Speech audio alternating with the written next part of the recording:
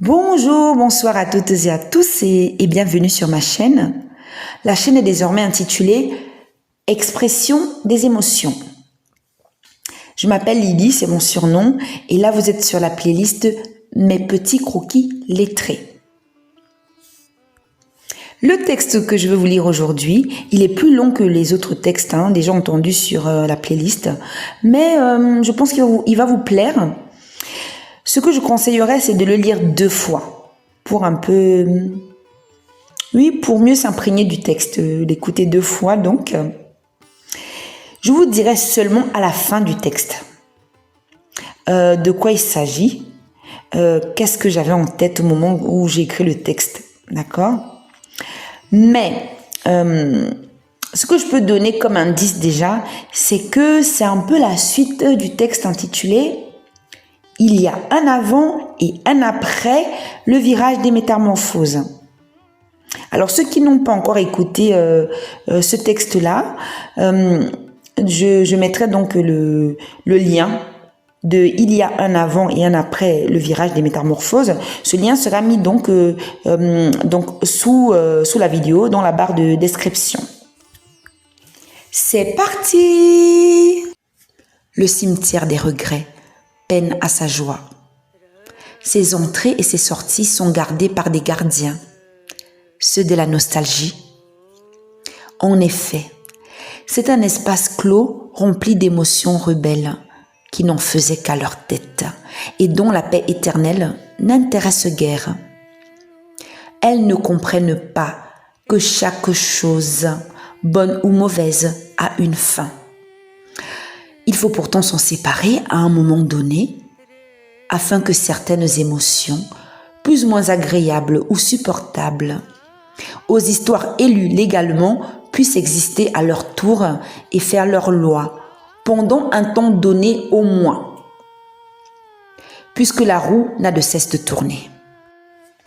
Après un certain temps, plus ou moins long selon ta moralité, nous nous sommes rendus ensemble jusqu'au cimetière des regrets, afin d'y enterrer des émotions rebelles, tristesse, peur, colère, dégoût, surprise, déception, censées être révolues à ce moment-là de notre vie. Des émotions en rapport avec un fait donné, appelé urne. Nous avons plutôt essayé, parce qu'à vrai dire, il a fallu plusieurs tentatives avant de réussir à franchir le seuil de l'entrée. Il faut dire qu'une fois dans ce sanctuaire froid, un bouquet de fleurs à la main, il est interdit de faire demi-tour. Les gardiens veillent également à ce qu'on respecte le sens de la circulation. Une voie de chaque côté. Le passé, le futur, à chacun son passage. Pas de larmes, plus de haine, plus de peine, le visage impassible. Dans ce couloir, elle m'a tendu la main jusqu'à ce que je dépose l'urne à sa place. Seul moi pouvais le faire, mais sa main chaleureuse m'a réconfortée dans ce courant froid émotionnel. Je me suis courbée et enfin j'ai réussi à déposer l'urne et mon cœur s'est allégé. Le chemin du retour est marrant, car on y rencontre ceux ou celles qui doivent aller déposer des émotions ou des histoires qui sont encore légitimes de notre côté.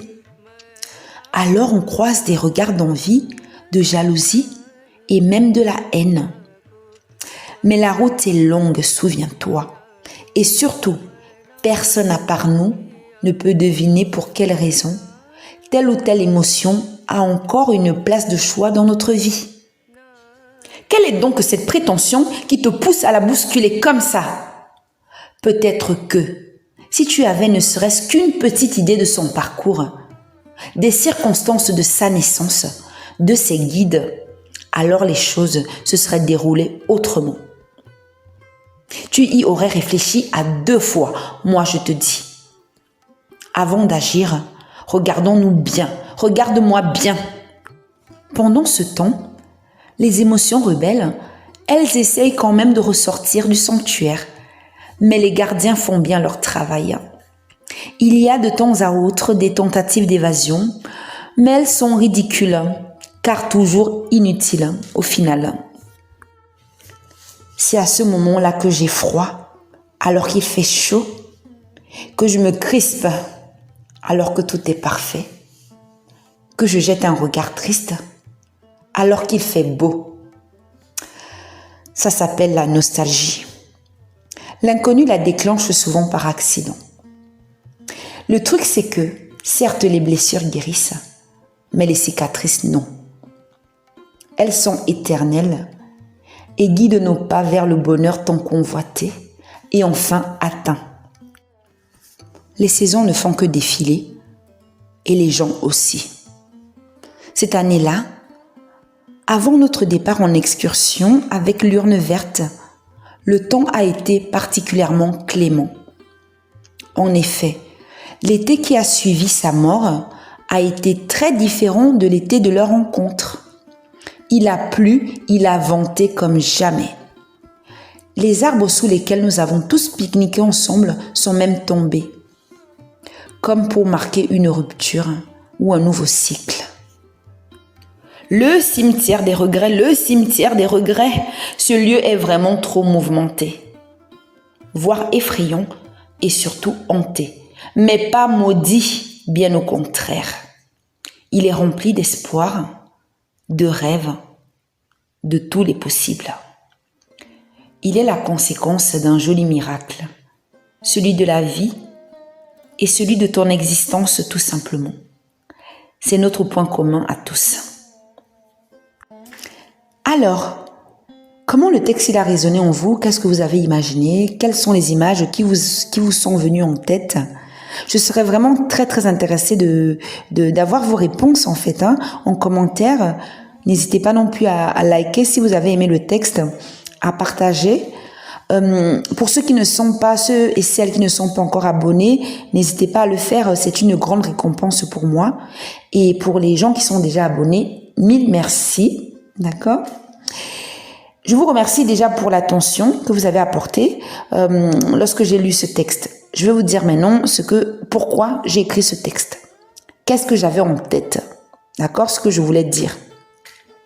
Ce texte, en fait, il relate en fait différents deuils de notre vie.